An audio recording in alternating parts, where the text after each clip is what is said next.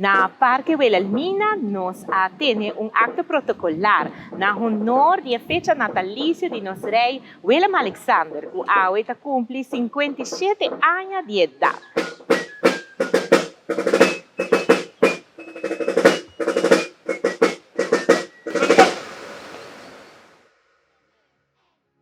O baile nos hace apertura, de lo cual te festividad aquí, y más que claro, el día importante aquí, nos para quieto, pasina por otorgar el premio Felipe Bey, na el joven nan que está destacado de nuestra comunidad.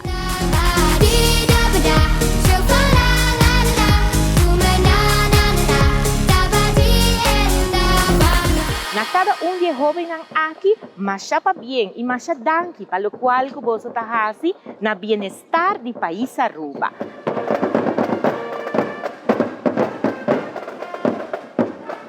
Na nos rei Willem Alexander, mas para bien e que Deus por bendicionado, que hopi haya mais de vida. Para bien Aruba, para bien Holanda, que é nascimento de año de nos rei Willem Alexander.